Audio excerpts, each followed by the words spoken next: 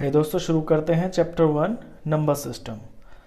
Number system जैसा कि आप चैप्टर के नाम से देख रहे हैं, इसमें नंबर से रिलेटेड आपका जो भी है सारा इसमें है। तो सबसे पहले ये जान लेते हैं कि एक्चुअली नंबर्स होते कितने तरह के हैं। तो सबसे पहले आता है आपका नेचुरल नंबर्स। नेचुरल नंबर्स को आप काउंटिंग नंबर्स भी बोलते हैं। काउंटिंग यानी कि जिनसे हम गिनती कर सकें, और ये शुरू होते हैं आपके 1 से। 1 2 3 4 एंड सो ऑन।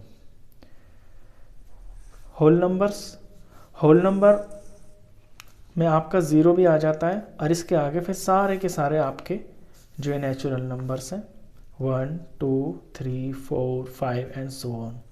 तो नेचुरल और होल में सिर्फ इतना डिफरेंस है कि नेचुरल नंबर आपका 1 से स्टार्ट होता है और होल में 0 भी आ जाता है। 0 के आगे सारे नेचुरल नंबर्स।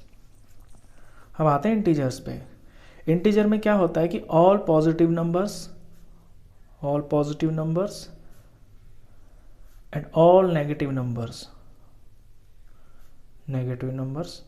और आपका 0 भी। आपने देखा होगा नंबर लाइन पे यहाँ 0 होता है, और राइट साइड में आपके प्लस के नंबर होते हैं 1 2 3 4 सो ऑन। इधर -1 -2 -3 -4 इस तरह के होते हैं। तो ये आपके इंटीजर्स होते हैं, प्लस के माइनस के 0। रैशनल नंबर वो नंबर होते हैं जिन्हें आप p/q की फॉर्म में लिख पाएँ, यानी कि फ्रैक्शन फॉर्म में लिख पाएँ। और इसके अंदर आपका जो q है वो 0 नहीं होना चाहिए, क्योंकि अगर आपका q 0 हो जाता है, फॉर एग्जांपल 2/0 हो गया, तो ये नॉट डिफाइंड होता है। ऊपर 0 हो सकता है, 0 आंसर आ जाएगा, 0/2 0 आंसर आ जाएगा। लेकिन अगर डिनोमिनेटर में 0 होता है तो वो कोई नंबर होता ही नहीं है, वो नॉट डिफाइंड हो जाता है। अब रैशनल नंबर भी 2 तरह के होते हैं। रैशनल नंबर में क्या होता है, एक तो होता है आपका टर्मिनेटिंग में जैसे कोई आपने सम किया, मान लीजिए ये डिवाइड किया आपने, यहाँ पे कुछ नंबर लिखा, यहाँ पे कुछ लिखा, मान लीजिए ये 5 लिख दिया मैंने, और इसको मैं 2 से डिवाइड करता हूँ, तो 2 2 ज़ार 4 माइनस किया 1, पॉइंट लगाया, यहाँ 0 लगा दिया, 2 5 ज़ार 10, माइनस करके 0, रिमाइंडर 0 आ गया, सवाल पूरा ख़त्म हो गया। अब ख़त्म होने को ही बोलते हैं टर्मिनेटिंग, यानी कि आपका सम पूरा आ जाए, रिमाइंडर 0 आ जाए तो आपका टर्मिनेटिंग होता है। इसमें एक दूसरी चीज़ होती है, जैसे कि 10 को 3 से डिवाइड किया, 3 3 ज़ार 9 1, पॉइंट लगा के 0, फिर 3 ज़ार 9 माइनस किया तो 1 आ गया। अब पॉइंट लगा रखा है ऑलरेडी, तो आप हर स्टेप में एक 0 लगा सकते हैं। तो 3 ज़ार 9, फिर 1, फिर 3 ज़ार। तो ये ना कभी ख़त्म ही नहीं होगा, ये जो डिवाइड है ये आपकी कभी भी ख़त्म नहीं होगी। और ये इस तरह से लिखा जाएगा, 3.3 के ऊपर फिर बार लग जाएगा, यानी कि पॉइंट के बाद 3 बार का मतलब है कि अब आगे 3 ही आता रहेगा और सवाल कभी आपका ख़त्म नहीं होगा। तो इस तरह के नंबर को बोलते हैं नॉन टर्मिनेटिंग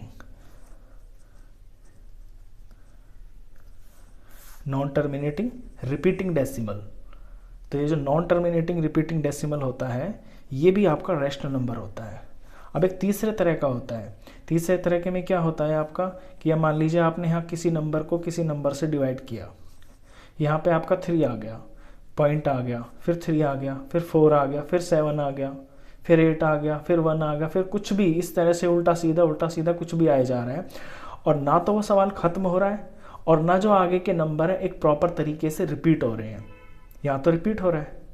तो इस तरह के जो नंबर होते हैं ना, वो आपके इर्रेशनल नंबर होते हैं। तो ये तो बेसिक नंबर्स का जो है इंट्रोडक्शन था। आइए आपकी एक्सरसाइज 1.1 से पहला क्वेश्चन करते हैं।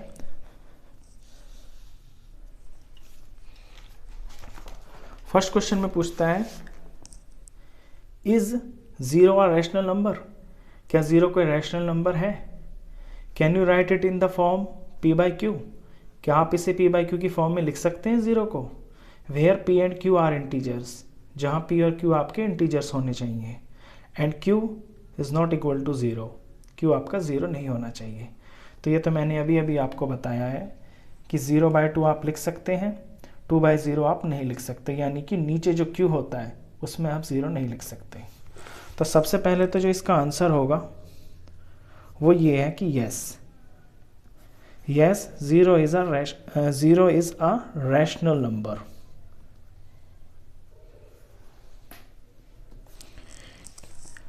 अब can you write in the p by q form, क्या आप इसे पी बाई क्यू की फॉर्म में लिख सकते हैं?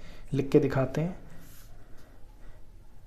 देखिए 2/0 लिख सकता हूँ मैं, सॉरी 0/2 लिख सकता हूँ, 0/4 लिख सकता हूँ, 0 कुछ भी लिख सकता हूँ, 0/20 लिख सकता हूँ। तो ये रैशनल नंबर है और इसे मैंने पी बाई क्यू की फॉर्म में लिख के दिखा दिया। नीचे 0 नहीं लिख सकते हैं। तो ये आपका फर्स्ट क्वेश्चन था। सेकंड क्वेश्चन है इसका, find 6 rational numbers between 3 and 4। 3 and 4 के बीच में आपको 6 रैशनल नंबर्स फाइंड करने हैं। क्वेश्चन नंबर 2, अब 3 और 4 नंबर लाइन पे आप देखेंगे, जैसे कि यहाँ 0 है, 1 2 3 और ये 4। अब 3 और 4 के बीच में वैसे तो कोई भी नंबर लाइन नहीं करता होल नंबर, लेकिन वैसे तो बहुत सारे नंबर हो सकते हैं ना, जैसे 3.1 3.2 समथिंग, इस तरह के नंबर हो सकते हैं। तो वही तो होते हैं रैशनल नंबर्स। तो उस तरह के आपको 6 नंबर निकालने हैं। तो इन्हें कैसे करते हैं? सबसे पहले आप, क्योंकि इनके नीचे कुछ भी नहीं है तो आप 1 मान लेंगे, 4 के नीचे कुछ नहीं है तो आप 1 मान लेंगे। अब इसके डिनोमिनेटर को बड़ा करना है। बड़ा करने का मतलब है 3 और 4 को हम एक्सपेंड कर देंगे, एनलार्ज कर देंगे, जैसे रबड़ को खींच के एनलार्ज कर देते हैं ना, उसी तरह से मैं इसके डिनोमिनेटर और न्यूमिनेटर को दोनों को 10 टाइम्स कर देता हूँ। नीचे मैंने 10 टाइम्स किया है तो ऊपर भी 10 ही करना पड़ेगा। इससे क्या होगा, नीचे तो हो गया 10 और ऊपर हो गया आपका 30। ऐसे ही यहाँ भी मुझे इसके डिनोमिनेटर को भी 10 ही बनाना है। तो 1 से 10 किया तो 10 हो जाएगा, और क्योंकि नीचे 10 किया है तो ऊपर भी 10 से ही करना पड़ेगा। तो ये आपका 40 हो गया। तो हो गया ना ये एनलार्ज। पहले 3 और 4 था, अब आपका ये 30 और 40 हो गया। नीचे 10 और 10 रहेगा। अब 30 और 40 के बीच में आपको कोई भी 6 नंबर लिख देना है, वो तो आपका आंसर हो जाएगा। जैसे कि 31/10, इस डिनोमिनेटर को भी आपको ज़रूर लिखना है, क्योंकि तभी तो कंप्लीट पूरा नंबर बनेगा। 31/10, 32/10, 33/10, 34/10, 35/10 और 36/10। ये आपके 6 नंबर हो गए जो 30 और 40 के बीच में आते हैं। याद ये रखना है, ध्यान देने की जो बात है, आपको 30s के अंदर इंक्लूड नहीं करना है, 40 भी नहीं करना है, क्योंकि जो बीच वाले हैं ना, एग्जैक्टली वही नंबर लिखने हैं। चलिए, इसी तरह का आपका क्वेश्चन 3 है।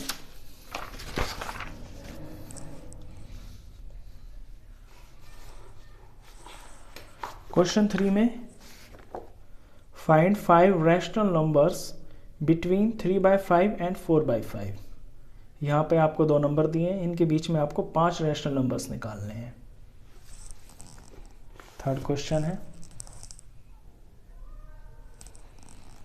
3/5 and 4/5। सबसे पहले क्वेश्चंस को इस तरह लिखेंगे आप, 3/5, 4/5। अब नीचे का डिनोमिनेटर तो सेम है, लेकिन 3 और 4 के बीच में आपके 5 नंबर्स नहीं आते हैं, तो इसको एनलार्ज कर लेंगे। मैंने 10 से मल्टीप्लाई करूँगा तो ऊपर भी 10 से करना पड़ेगा, तो नीचे 50 आ जाएगा और ऊपर 30। अब जो डिनोमिनेटर यहाँ बनाते हैं, एग्जैक्ट दूसरे में भी वही बनाना होता है, तो इस 5 को भी 10 से करके ही आपका 50 बनेगा। अब यहाँ 10 से किया है तो यहाँ भी 10 से ही करना पड़ेगा न्यूमरेटर में, तो 40 हो गया। अब सेम टू सेम एग्जैक्टली जैसा आपका सेकंड क्वेश्चन था, उसी तरह से 30 और 40 के बीच में आपको 5 नंबर लिख देने हैं, तो आंसर हो जाएगा आपका 31/50, 32/50, 33/50, 34/50, 35/50। ये 5 नंबर आ गए हैं। अब इसी क्वेश्चन में एक चीज़ मैं आपको और बताना चाहता हूँ। यहाँ तो आपसे 5 पूछे और आपने इसको 10 गुना कर दिया तो आपके 5 नंबर आ गए, लेकिन क्या हो कि अगर आपसे कोई 20 नंबर पूछ ले तो उसके अकॉर्डिंग ना आप अपने सवाल को एनलार्ज कर लेंगे। यानी यहाँ मैंने 10 से मल्टीप्लाई किया, आप इसे 20 से कर दें, 30 से कर दें, तो उससे आपके जो ऊपर वाले नंबर है ना न्यूमरेटर, ये तो एनलार्ज हो जाएंगे और डिनोमिनेटर भी ऑफ कोर्स इसके साथ बढ़ेगा ही, लेकिन आपको बीच के नंबर्स मिल जाएंगे। चलिए इसके बाद करते हैं आपका क्वेश्चन नंबर 4। क्वेश्चन 4 है state whether the following statements are true और false, give reasons for your answers. कहता है कि ट्रू और फॉल्स बताइए और रीजन भी बताइए। Every natural number is a whole number, क्या हर नेचुरल नंबर आपका होल नंबर होता है? तो नेचुरल नंबर तो होते हैं आपके 1 से लेके, ये मैंने बताया कि नेचुरल नंबर्स जो होते हैं वो आपके 1 2 3 4 5 सो ऑन होते हैं। तो क्या ये होल नंबर भी होते हैं? ऑफ कोर्स होते हैं, क्योंकि होल नंबर जो है ना वो आपका 0 से शुरू होता है। तो जितने भी नेचुरल नंबर होते हैं वो होल नंबर तो होते ही हैं, तो ये आपका ट्रू हो जाएगा। और रीजन में आपको यही लिखना है, as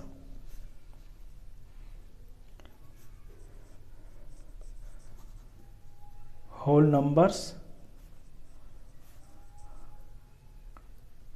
comprise of all natural numbers। comprise मतलब उसके अंदर आते हैं, होल नंबर के अंदर आपके सारे नेचुरल नंबर भी आते हैं। तो फर्स्ट पॉइंट का जो है ये आपका है ट्रू। सेकंड पॉइंट है every integer is a whole number, क्या हर इंटीजर होल नंबर होता है? अब दोस्तों इंटीजर तो जो है ना आपका 0 भी होता है, आपका माइनस के नंबर भी होते हैं, ये तो इंटीजर होते हैं। लेकिन होल नंबर्स क्या होते हैं आपके? होल नंबर शुरू होते हैं आपके 0 से 1 2 3 और ये सारे पॉजिटिव होते हैं 0 के बाद। तो ये कह रहा है कि every integer is a whole number, तो ये बिल्कुल गलत है, क्योंकि इंटीजर में तो आपके 0 और माइनस के नंबर भी होते हैं, तो ऐसा नहीं है। तो ये आपका फॉल्स होगा सेकंड पार्ट। और रीज़न में इसमें ये लिखेंगे कि integers are also of negative number, as integers also comprise of negative numbers.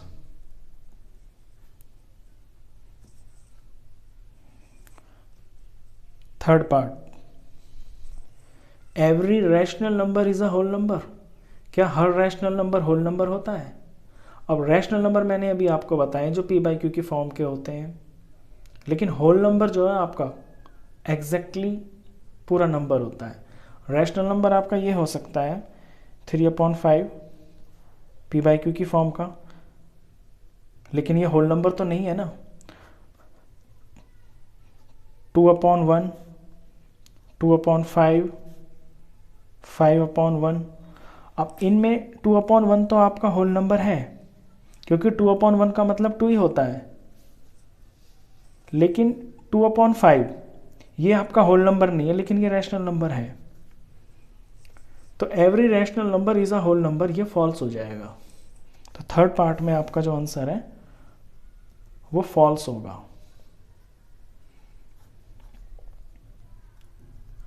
क्योंकि all fractional numbers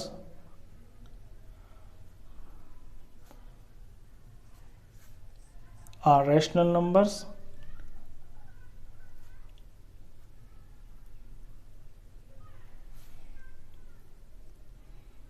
while they are not whole numbers। क्योंकि हर फ्रैक्शन नंबर आपका रैशनल नंबर तो होता है, लेकिन हर फ्रैक्शन नंबर ना आपका होल नंबर नहीं हो सकता। होल नंबर आपके 0 और उसके आगे 1 2 3 4 5 ये सारे नंबर होते हैं।